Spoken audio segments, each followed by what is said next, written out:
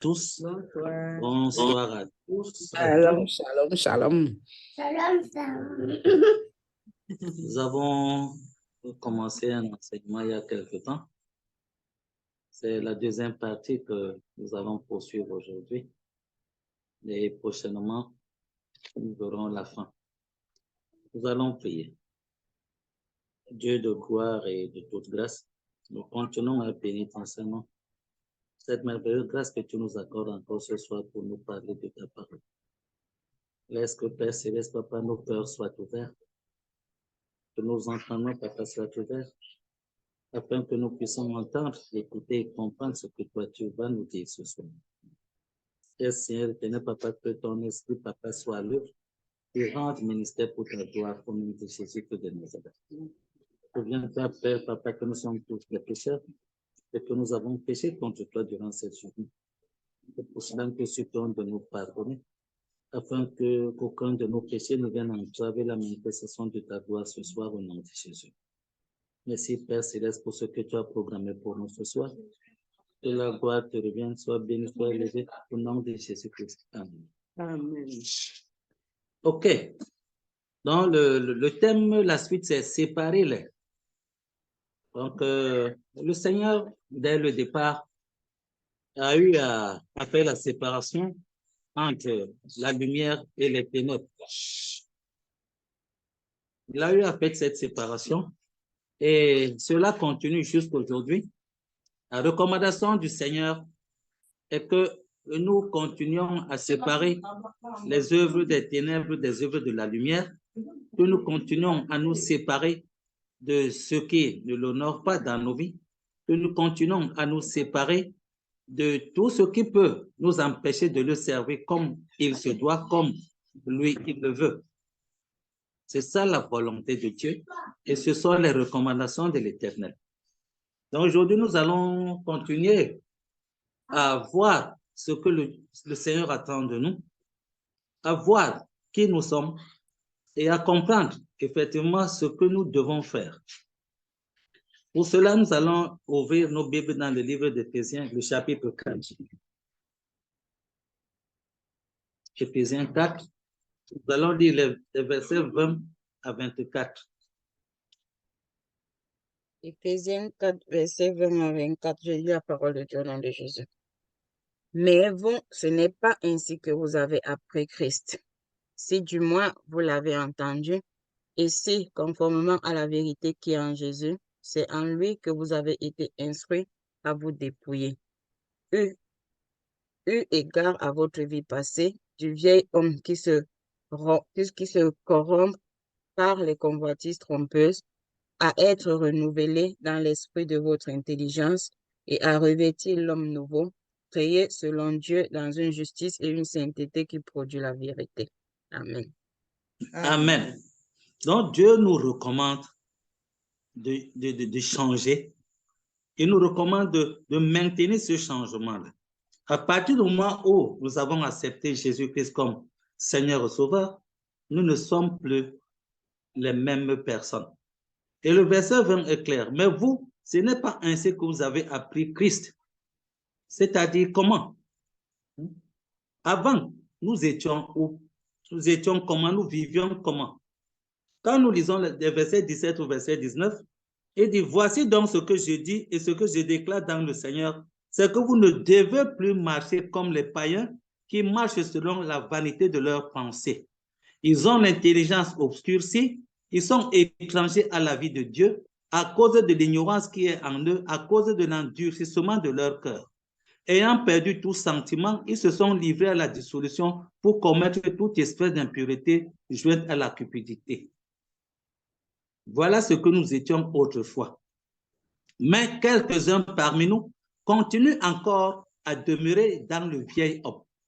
Et c'est pour cela que l'apôtre Paul nous dit que nous devons nous dépouiller. En Christ, nous devons nous dépouiller parce qu'aujourd'hui, nous sommes des enfants de Dieu. Le dépouillement ici, c'est la séparation du vieil homme, du nouvel homme. Donc, hier, nous étions dans le monde. Aujourd'hui, nous sommes dans le royaume de Christ. Il y a déjà une séparation. Et parce que nous sommes dans le royaume de Christ, tout en étant ici sur la terre, nous sommes toujours sujets à beaucoup de tentations. Et par conséquent, cela peut nous amener à rentrer dans le vieil homme. Or, l'apôtre Paul est clair. Nous n'avons pas ainsi appris Christ. Ce qu'on nous a enseigné de Christ, c'est que Christ s'est dépouillé lui-même. C'est écrit dans Philippiens 2. Il s'est dépouillé lui-même. Donc, il s'est séparé de tout ce qui pouvait l'empêcher de servir l'Éternel Dieu son Père. Parce que souvenons-nous, avant qu'il ne souffre dans sa passion, il était en train de prier. Et il a dit au Père, Père, je t'ai glorifié. Maintenant, glorifie-moi. Et la parole de Dieu nous dit que nous devons glorifier Dieu par notre esprit et par notre corps. C'est-à-dire quoi? Corriger nos pensées, amener notre corps à faire la volonté de Dieu et non la volonté de la chair. C'est comme cela que nous avons appris Christ.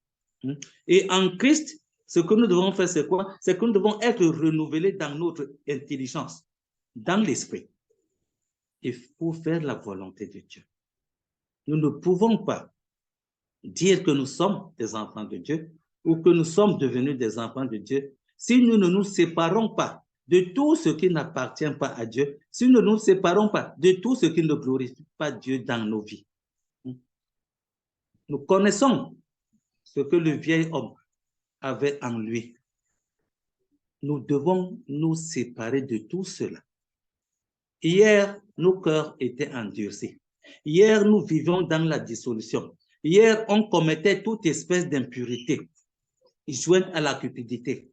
Hier, nous aimions tout ce qui était dans le monde et qui est inimitié avec l'Éternel. Mais aujourd'hui, en tant qu'enfants de Dieu, nous devons apprendre à vivre la nouvelle vie, celle qui est en Christ. Et Christ nous a donné l'exemple. Comment est-ce que nous avons appris Christ? La Bible nous fait comprendre qu'il a été tenté comme nous, mais il n'a point commis de péché. Donc, en Christ, nous devons fournir des efforts pour nous séparer du péché, pour nous séparer de tout ce qui peut nous séparer de l'amour de l'Éternel, nous séparer de tout cela qui veulent nous séparer de Dieu. Vous savez, un jour, voilà les apôtres qui se sont rassemblés. Christ n'était pas là. Ils ont parlé entre eux. Ils se sont posé des questions comme, mais depuis là, on a tout abandonné pour suivre Jésus. Qu'est-ce que nous gagnons? Et quand Jésus est venu, Pierre s'est adressé à lui comme c'était lui le porte-parole. Il a dit, Seigneur, nous avons tout quitté pour te suivre. Qu'est-ce que nous gagnons dans cette affaire-ci? Et Jésus a répondu qu'il n'y a personne sur cette terre qui, ayant quitté père, mère, et je cesse de citer, imaginons tout ce qui peut nous séparer de Christ, ne gagne dans le siècle présent au centuple ce qu'il a perdu et dans le siècle à venir la vie éternelle. Donc, il est bon pour nous de nous séparer de tout ce qui peut nous empêcher de servir Dieu, de tout ce qui peut nous empêcher de suivre Christ et de faire sa volonté. Vous savez, le salut est individuel. C'est pour cela que la Bible nous fait comprendre qu'au jour de l'enlèvement, deux seront sur un lit, un sera enlevé, l'autre restera. Et quand on parle de deux seront sur un lit, on imagine un peu que c'est un couple, c'est-à-dire le mari et l'épouse. Hein? Deux femmes seront en train de moudre le grain, on prendra une et l'autre restera. Donc nous devons comprendre que le salut est individuel et que rien ni personne, je le dis, même pas nos enfants, même pas nos enfants, même pas nos conjoints, personne, même pas nos parents, personne ne doit nous séparer de l'amour de Christ. Personne. Donc, il est bon pour nous en tant qu'enfants de Dieu de nous réserver uniquement pour Christ.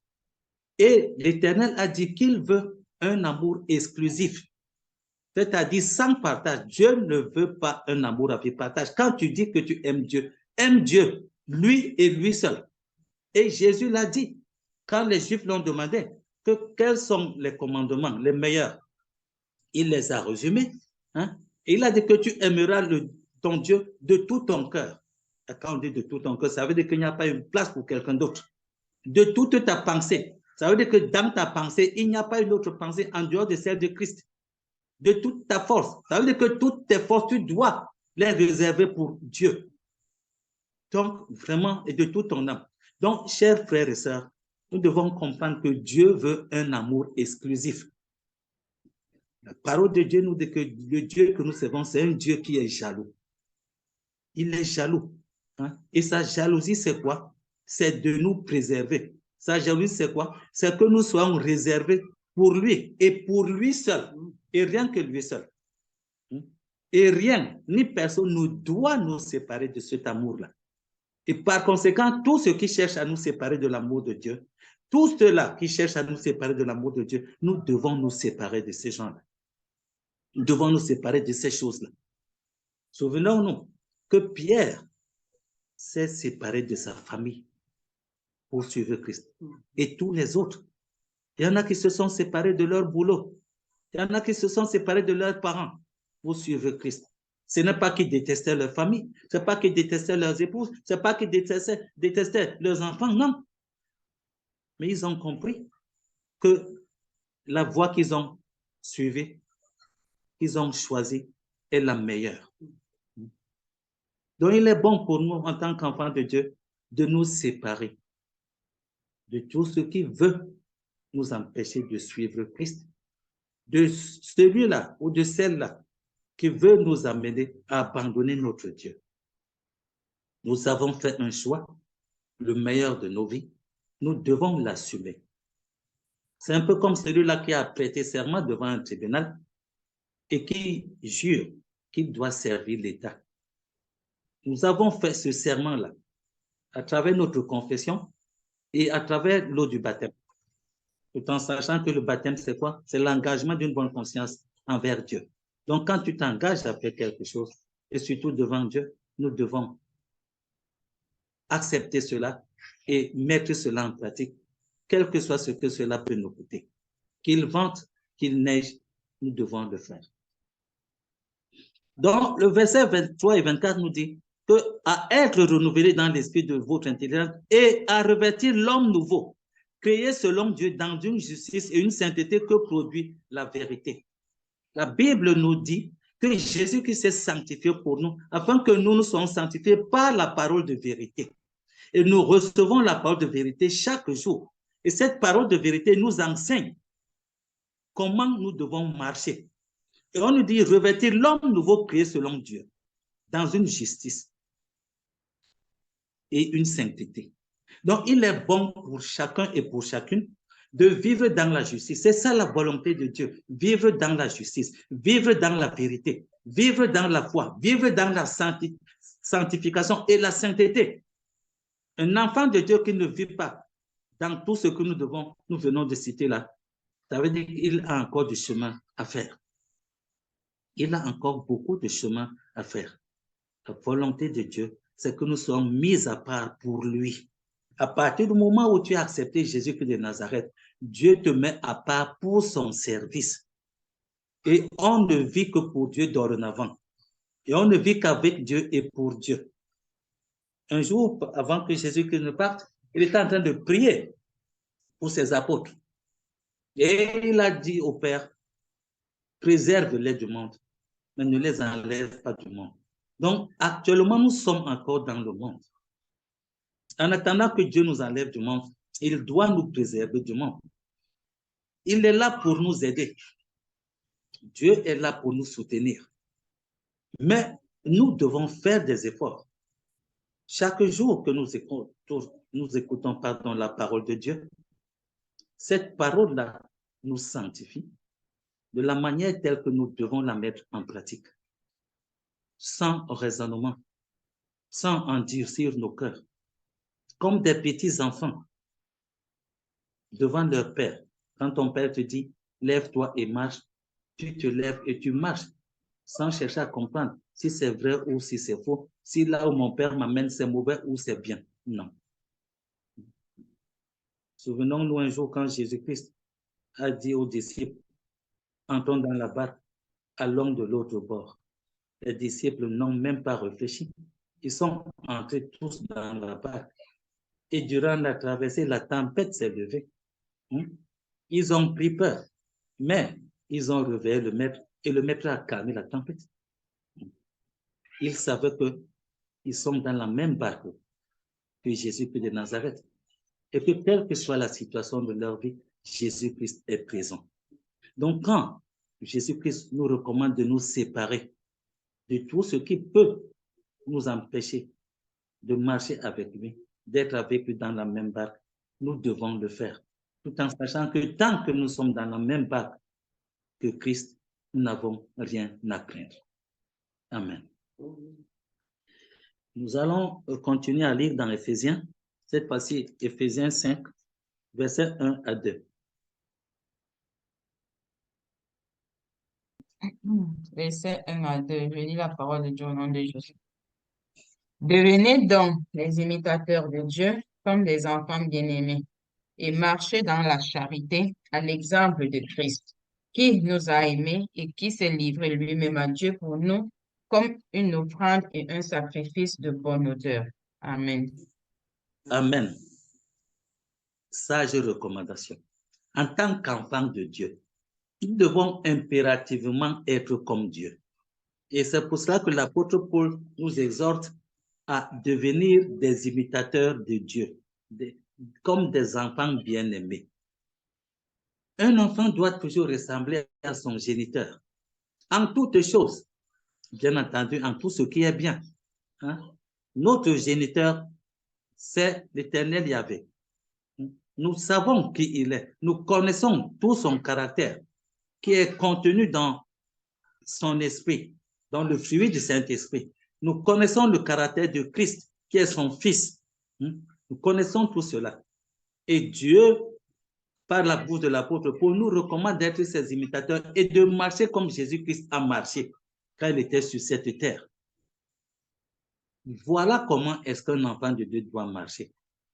Philippiens 2 nous dit que Jésus-Christ s'est dépouillé. Il s'est dépouillé de tout ce qui pouvait l'empêcher de servir Dieu. Je le disais tantôt. Donc, quand on nous demande aussi de marcher dans l'amour comme Christ, nous devons le faire. Et la Bible dit qu'il s'est livré lui-même à Dieu pour nous comme une offrande et un sacrifice de bonne odeur. Nous aussi, en tant qu'enfants de Dieu, nous devons nous livrer à Dieu comme un sacrifice et une offrande de bonne odeur. Nous devons le faire. Et nous avons déjà offert nos vies à Christ en devenant ses enfants. Maintenant, il faut que notre comportement produise une bonne odeur aux yeux du Seigneur. Et la bonne odeur, là, ne peut provenir que de notre caractère. C'est-à-dire quoi? En abandonnant le péché, en épousant toutes les vertus du fruit du Saint-Esprit et en épousant tout le caractère de Jésus-Christ de Nazareth.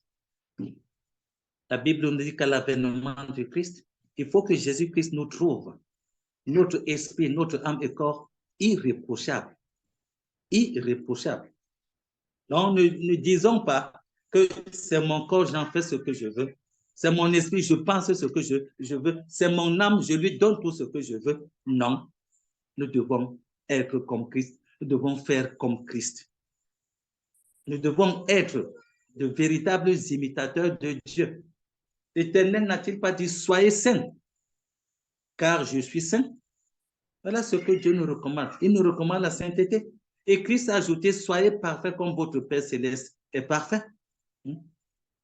Donc, là où nous sommes, il faut que tous ceux qui cherchent à nous séparer de Dieu, pour nous amener à être véritables imitateurs de Dieu, nous devons nous en débarrasser, nous devons nous dépouiller de tout cela. Que ce soit les choses de ce monde, que ce soit les êtres humains de ce monde. Jésus-Christ a dit, si c'est l'œil qui t'empêche d'aller au ciel, tu crèves cet œil-là. Mieux vaut y aller borgne ou même aveugle que d'y aller avec les deux yeux, mais aller en enfer. C'est ça la séparation. Si tu te rends compte que ton œil t'empêche d'aller au ciel, dis à ton œil, je me sépare de toi. Même comme tu m'appartiens, je préfère aller au ciel avec un œil tu te rends compte que ce sont tes deux yeux. Parce que tes deux yeux t'amènent à voir ce qu'il ne faut pas. Et en regardant ce qu'il ne faut pas, ça va t'amener à faire ce qu'il ne faut pas. Tu dis à tes yeux, je te perce, je vous perce aujourd'hui et je vous enlève de mes orbites. Partez loin de moi. Je veux aller au ciel pour vivre éternellement avec mon Père. Si c'est ton pied qui t'empêche d'aller au ciel, tu dis à ton pied, je te coupe. C'est ça la séparation. Elle va nous faire mal, mais il le faut. Parce que si nous voulons réellement être de véritables imitateurs de Yahvé, notre Créateur, alors il nous faut nous séparer de beaucoup de choses, de tout ce qui n'est pas bien. L'apôtre Paul nous dit que, offrant nos vies et nos personnes au Seigneur, nous devons laisser Dieu renouveler notre intelligence afin de savoir quelle est la volonté de Dieu, qu'est-ce qui est parfait, qu'est-ce qui est bien et qu'est-ce qui lui plaît. Donc, à chaque instant, avant de poser un acte, avant même de penser à quelque chose, posons-nous la question, est-ce que c'est la volonté de Dieu?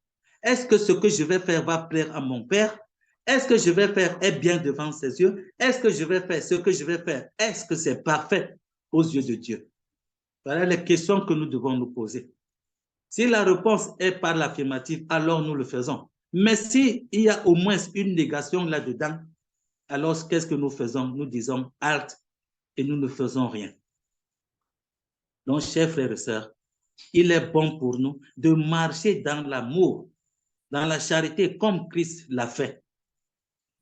Nous sommes ses disciples. Et le disciple ne suit que la discipline de son maître. Donc, c'est bon pour nous d'être à l'image de Jésus, d'être ses imitateurs. Soyons comme les disciples de Jésus dans les actes des apôtres, où on leur a donné le nom de chrétien parce qu'ils faisaient comme Christ. Le nom de chrétien, ce n'est pas un nom qu'on doit porter comme ça, c'est un nom qui se mérite. Il faut que quand on te regarde, qu'on dise que cette sœur est une chrétienne. Quand on regarde un frère, qu'on dise que ce frère, c'est un chrétien, cela veut dire quoi? Ça veut dire qu'il vit comme Christ, il marche comme Christ, il fait comme Christ. Pour cela, nous devons nous séparer de tout ce qui n'honore pas Christ, de tout ce qui n'honore pas notre Père. Nous devons nous en séparer. Je le disais tantôt, ça va faire mal, c'est vrai. Mais on obtient un véritable sacrifice. On n'obtient rien de bon. Si souvenons-nous que Christ s'est sacrifié pour nous. Et pour cela qu'il dit dans sa parole que celui qui veut le suivre doit porter sa croix. Nous devons porter chacun et chacune sa propre croix si nous voulons vraiment suivre Christ. Et porter sa croix, c'est se séparer du monde. Nous savons que la croix, c'est une malédiction. La Bible dit que maudit quiconque est pendu au bois. Et c'est sur cette croix que Christ a cloué le péché. C'est sur cette croix-là qu'il a dépouillé les autorités, les dominations du monde des ténèbres. C'est sur cette croix-là. Et nous aussi, nous devons porter cette croix pour clouer les autorités, les dominations du monde des ténèbres, pour clouer nos péchés. Ces péchés-là doivent rester sur la croix et nous séparer. Parce que Christ s'est séparé de la croix. Il n'est pas parti dans la tombe avec sa croix. Il s'est séparé de la croix parce qu'il n'avait plus rien à faire avec cette croix-là. La croix étant une malédiction. Toutes les malédictions ont été clouées sur la croix. Donc, en portant nos croix, nous devons nous en séparer le moment venu et laisser tout ce qui est mauvais sur cette croix-là pour suivre Christ. Donc, chers frères et sœurs, en portant notre croix, c'est pour nous séparer de tout ce qui est mauvais. Parce que Jésus-Christ, en portant la croix, c'était pour clouer le péché sur la croix, c'était pour dépouiller les autorités, les dominations, les principautés du monde des ténèbres. Pour cela, il l'a fait sur la croix. Et nous aussi, nous devons porter notre croix et faire la même chose. Parce que nous devons marcher comme Christ. Amen. Éphésiens 5, versets 8 à 11. Éphésiens 5, versets 8 à 11. Je lis la parole de Dieu au nom de Jésus. Autrefois, vous étiez ténèbres, et maintenant vous êtes lumière dans le Seigneur. Marchez comme des enfants de lumière, car le fruit de la lumière consiste en toutes sortes de bonté, de justice et de vérité. Examinez ce qui est agréable au Seigneur et ne prenez point part aux œuvres instructeuses des ténèbres, mais plutôt condamnez-les. Amen. Amen. Amen. Donc ici, l'apôtre Paul nous recommande de nous séparer des œuvres infructueuses des ténèbres. Nous devons nous en séparer, quel que soit le genre. Ne cherchons pas à nous justifier en allant commettre les œuvres des ténèbres. Non. Ne disons pas Dieu lui-même connaît. Dieu lui-même sait que oui, Dieu sait tout ça. Mais c'est le même Dieu qui nous recommande de nous séparer des œuvres infructueuses des ténèbres. Hier, nous étions ténèbres. On pratiquait les œuvres infructueuses des ténèbres. Mais aujourd'hui, nous sommes lumière. Nous sommes des enfants de la lumière. Nous devons pratiquer les œuvres de la lumière. Et on nous dit dans le verset 9, car le fruit de la lumière consiste en toutes sortes de bonté, de justice et de vérité. Un enfant de Dieu qui ne vit pas dans la bonté, dans la justice et la vérité n'est pas un enfant de lumière. C'est qu'il est encore dans les ténèbres, c'est qu'il pratique encore les œuvres infructueuses des ténèbres. Ces œuvres-là qui ne produisent que la mort. Ces œuvres-là qui ne produisent rien de bon dans nos vies. Ces œuvres-là qui sont stériles. Mon cher frère et sœur, en tant qu'enfant de lumière, pratiquons les œuvres de la lumière. En tant qu'enfant de lumière, marchons dans la lumière. La Bible nous dit que la parole de Dieu est une lampe à nos pieds, une lumière pour notre sentier. Nous devons donc nous accrocher à la parole de Dieu. Christ a dit, si vous demeurez en moi, si vous demeurez dans ma parole, demandez tout ce que vous voulez et je vous le donnerai. Mais je ne suis pas au niveau de demander, mais je suis au niveau de demeurer dans la parole de Dieu. Et Christ le dit dans le livre de Jean 14. Il commence par dire ceci. Si vous m'aimez, vous pratiquez mes commandements. Et moi, je prierai le Père et il vous enverra un consolateur, le Saint-Esprit que le monde ne connaît pas. Et en continuant la lecture, Christ dit que si vous m'aimez, vous pratiquez mes commandements. Et vous aimera et moi et mon Père, on viendra faire notre demeure sur toi. Donc la parole de vérité que nous recevons de Dieu, quand nous la mettons en pratique, c'est-à-dire quand nous marchons dans la lumière, Christ, le Saint-Esprit et le Père viennent habiter dans notre maison, viennent habiter. Oh, que c'est beau, que c'est merveilleux d'avoir sous son toit la plénitude de Dieu. Que c'est beau, que c'est merveilleux d'avoir en soi la plénitude divine. Parce que tu as pris la décision de marcher dans la lumière, parce que tu as pris la meilleure décision de ta vie, c'est-à-dire quoi? De te séparer des œuvres infructueuses des ténèbres. Donc, ceci est bon pour nous. C'est pour notre bien que de nous séparer des œuvres des ténèbres. Ces œuvres-là n'ont rien produit de bon dans nos vies quand nous étions dans le monde. Et nous voyons tout autour de nous les conséquences des œuvres des ténèbres. Nous voyons tout autour de nous toutes ces conséquences-là. Donc, il est bon pour nous, chers frères et sœurs. Pour celui-là ou celle-là qui est encore dans le monde, ou qui est enfant de Dieu, il a donné sa vie à Christ, peut-être même s'est fait baptiser, mais qui demeure encore dans les œuvres des ténèbres.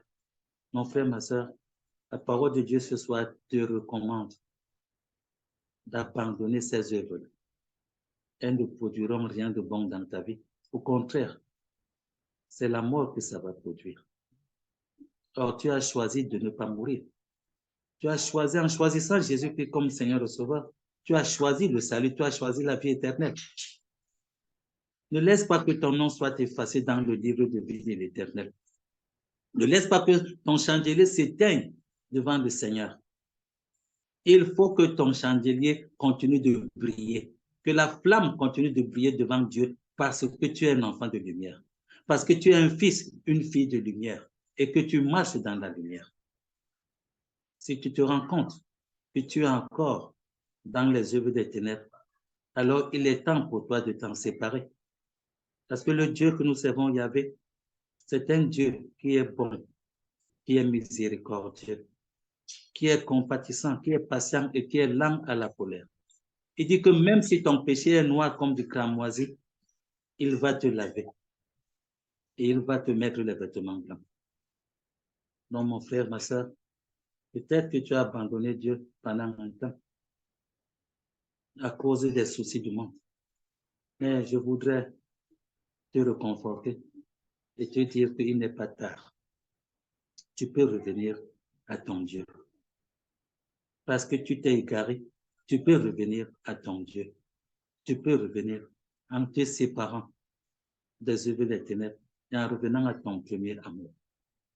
Il est bon pour toi et moi, mon frère, ma soeur, de nous séparer de ces œuvres infructueuses. La Bible dit que c'est des œuvres qui ne produisent rien de bon. Ça ne produit rien de bon. Même si pour l'instant tu penses que tu as eu un plaisir, que ce soit de l'argent ou quoi, je ne sais pas. Mais tôt ou tard, tu verras les vraies conséquences des œuvres de ténèbres dans ta vie. Amen. Nous allons lire 2 Corinthiens 6, versets 14 à 17.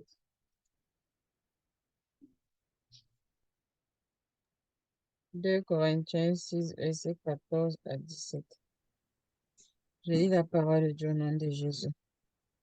Ne vous mettez pas avec les infidèles sous un joug étranger. Car quel rapport y a-t-il entre la justice et l'iniquité? Ou qu'y a-t-il de commun entre la lumière et les ténèbres? Quel accord y a-t-il entre Christ et Bélial? Ou quelle part a le fidèle avec l'infidèle?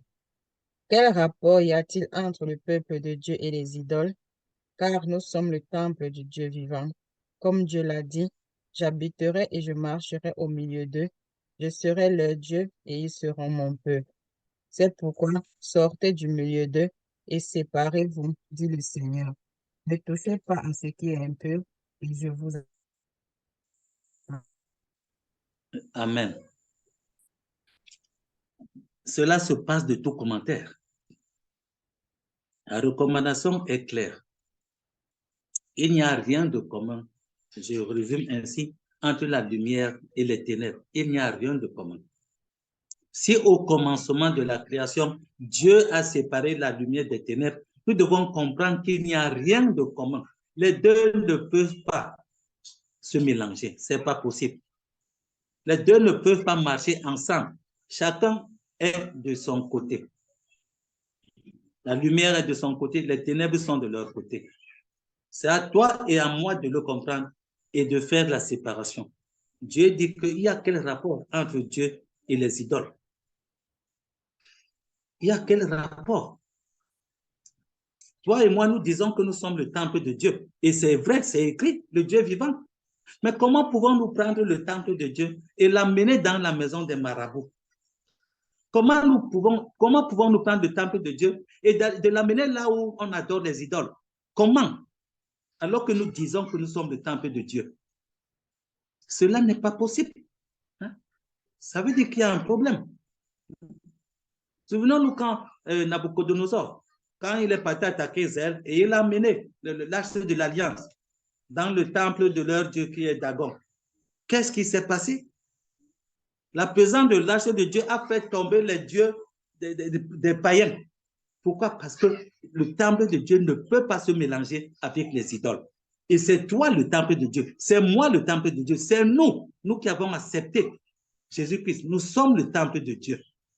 Et nous ne pouvons pas, nous ne devons pas nous mélanger. Donc, mélanger le temple de Dieu avec les idoles. Nous ne pouvons même pas. Le Seigneur dit que il ne faut pas qu'on rapproche des idoles de son autel. Et c'est toi et moi l'autel de Dieu. Séparons-nous de ces choses-là. L'Éternel dit qu'il y a quel rapport? Quel rapport il y a? Il n'y en a pas. Il n'y a aucun rapport entre le Dieu vivant et les idoles. Il n'y a aucun rapport entre la lumière et les ténèbres. Il n'y a aucun rapport. Il n'y a aucun rapport. Pourquoi? Parce que le Seigneur a décidé d'habiter parmi nous. Et quand tu as accepté Christ, ça veut dire que tu as renoncé aux autres dieux. les autres dieux que nos parents servaient, les autres dieux que nous avons hérités de la belle manière de vivre de nos parents, nos grands-parents et autres. Quand tu prends cette décision, tu dois le faire. Et le Seigneur nous dit, c'est pourquoi sortez du milieu d'eux et séparez-vous, dit le Seigneur. Nous devons nous séparer. Nous devons sortir de ce milieu-là. Chaque milieu où nous constatons qu'on pratique l'idolâtrie, on pratique la divination, on pratique tout ce que le Seigneur a en horreur. Mes frères et sœurs, nous devons nous séparer et nous devons sortir de ces milieux et nous séparer de ces choses-là et de ces gens-là. C'est Dieu qui le recommande. Parce qu'il dit que séparez-vous et ne touchez pas à ce qui est impur et je serai et je vous accueillerai. Donc Dieu nous attend. Si tu te reconnais dans ces choses-là, alors sépare-toi, sors de ce milieu et sépare-toi de ces choses-là et Dieu va t'accueillir. C'est ce que le Seigneur dit dans sa parole. Il a toujours la main tendue. Il a toujours la main tendue. Et il ajoute, je serai pour vous un père, et vous serez pour moi des fils et des filles. La volonté de Dieu est que nous soyons ses enfants, des fils et des filles, et qu'il soit notre père. C'est ça la volonté de Dieu. Mais cela ne peut pas être possible si nous ne nous séparons pas de ce qui ne lui fait pas honneur. Si nous revenons à la Genèse, nous allons nous rendre compte que quand Dieu a chassé Adam et Ève du jardin d'Éden, c'est parce qu'ils s'étaient déjà séparés de Dieu. Quand ils ont commis l'obéissance envers Dieu, eux-mêmes se sont cachés. Et en se cachant, ils se sont séparés de Dieu. Or, ce n'est pas ce que Dieu attend de nous. Ils auraient dû se séparer de celui-là qui les a menés dans la désobéissance. Mais ils se sont plutôt séparés de Dieu. Or, la volonté de Dieu, c'est que nous nous séparions de tout ce qui n'est pas de lui. Les idoles ne sont pas de Dieu. Non. Nous devons nous séparer de tout ce qui n'est pas de Dieu pour nous rattacher à Dieu et demeurer en lui. Dieu, sa volonté est qu'il soit notre Père et que nous soyons ses fils et ses filles. Et si nous voulons demeurer dans la maison de Dieu, Jésus nous l'a dit dans Jean 14, pratiquons les commandements de Dieu. Voilà ce que le Seigneur nous recommande. Séparons-nous des autres règnes, des règnes démoniaques, les règnes de l'impureté, les règnes de l'idolâtrie, les règnes de la cupidité. Séparons-nous de tous ces règnes-là et acceptons le règne de Christ. Parce que c'est l'unique règne qui accourt dans nos vies. C'est le seul qui a le véritable règne. Séparons-nous. Nous allons finir par Ephésiens 6, le verset 12. Je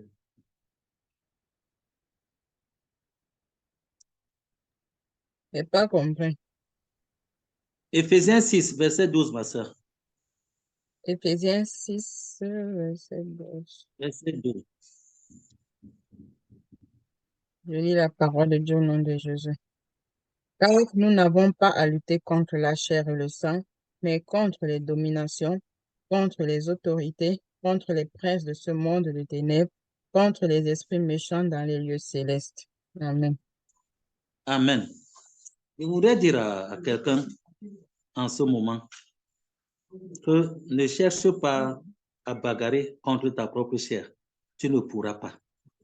Tu ne pourras pas. Souvenons-nous que nous avons essayé de le faire. Nous avons essayé d'abandonner le péché. Nous avons essayé d'abandonner, de nous séparer de certaines personnes par notre chair, mais nous n'avons jamais pu le faire. Sachant que derrière toutes ces choses-là, il y a des esprits qui commandent. Et il n'y a que le Saint-Esprit qui peut nous aider à nous séparer des œuvres de la chair, des puissances des ténèbres. Il n'y a que le Saint-Esprit. Et le Père a dit qu'il nous a séparés de ces puissances en nous libérant de ces puissances-là. Donc, c'est Dieu qui nous délivre des puissances des ténèbres. Et il n'y a que Dieu. Nous devons mettre notre foi en Christ afin qu'il nous sépare de toutes ces choses-là. Ce que toi et moi, nous avons à faire, c'est quoi? C'est d'avoir la volonté de le faire et d'avoir la force de le faire. Et Dieu va nous aider. Dieu va nous aider. Le Seigneur est là. Il attend. Tout ce qu'il attend, c'est que nous fassions le pas. Nous savons tous que Dieu lit nos cœurs. La Bible dit qu'il sonde les cœurs et les reins. Il connaît ce qui est dans ton cœur. Il sait si tu as vraiment pris la bonne décision, si tu as pris la décision de te séparer des œuvres des ténèbres. Si tu as pris cette décision, le Seigneur va t'aider. Tout ce qu'il attend de toi, c'est que tu fasses le pas. Et tu verras, parce que Dieu va agir dans ta vie. Il va tout faire pour que tu te sépares de ceux qui ne l'honorent pas. Mais à toi de ne pas être un obstacle à cela. Parce que parfois, nous-mêmes, nous sommes des obstacles à la manifestation de la gloire de Dieu dans nos vies. Quand Dieu décide de nous séparer de ce qui n'est pas de lui, parfois, nous-mêmes, nous sommes des obstacles. Alors, mon frère, ma soeur, je voudrais te dire que ne sois pas un obstacle. Quand Dieu va commencer à te séparer, quand il va t'amener à te séparer de ces choses-là ou de ces gens-là, ne sois pas ton propre obstacle. Non. Laisse Dieu agir dans ta vie. Parce que tu verras, quand Dieu va commencer à le faire, tu verras et tu sauras. Mais ne deviens pas un obstacle. Si réellement tu veux te séparer des œuvres infructueuses des ténèbres, alors fais confiance à l'Éternel. Fais confiance en son Fils. Fais confiance au Saint-Esprit. Et tu verras la gloire de Dieu. Et là, tu deviendras un véritable imitateur de Dieu, notre Père, un véritable imitateur de Jésus-Christ, notre Seigneur et Sauveur. Et tu pourras donc marcher dans la lumière comme un véritable enfant de lumière quand tu te seras séparé de tout ce qui n'est pas de Dieu. Que le Seigneur vous bénisse et qu'il se glorifie dans vos vies au nom de Jésus-Christ. Amen. Amen. Amen. Amen, amen, amen. C'est Agnès, prie pour le message. Éternel notre Dieu, Papa, nous bénissons encore ton nom ce soir, Seigneur. Nous te disons merci. Merci, oh Dieu, pour ta parole encore, Seigneur, qui vient, Père éternel, nous nourrir, qui nous a nourris encore en ce soir. Merci, Seigneur, pour ton serviteur, Seigneur, qui a été ton vase aujourd'hui, Père éternel, en ce soir, Seigneur, par lequel, Père éternel, tu nous as parlé. Seigneur, nous te prions, Papa, parce que de nous-mêmes, oh Père éternel, nous ne pouvons pas. Aide-nous, Seigneur.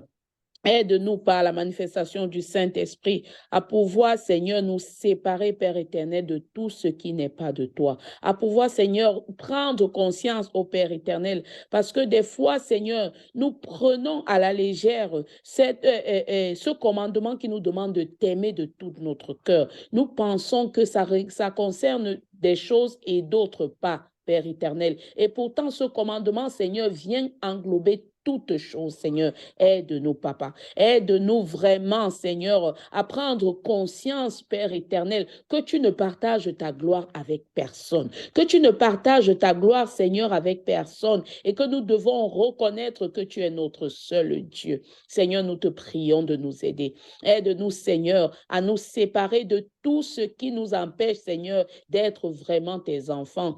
D'être vraiment tes enfants, Seigneur. Aide-nous à nous séparer des péchés, au Seigneur, auxquels nous nous attachons, à ces personnes-là qui nous éloignent de toi, à ces actes et à ces habitudes, ô Père éternel, auxquelles nous nous sommes attachés, et à ces religions, Seigneur, et à des personnes, Seigneur, et des religions que nous nous sommes attachés et que nous ne voulons pas laisser, à ces idoles, Seigneur, auxquelles nous nous sommes attachés, parce qu'aujourd'hui, Seigneur, tu vois là dehors des chrétiens, Père éternel, qui sont des fans des influenceurs du mal, qui sont des fans des influenceurs faire du mal, Seigneur, viens nous aider, Papa.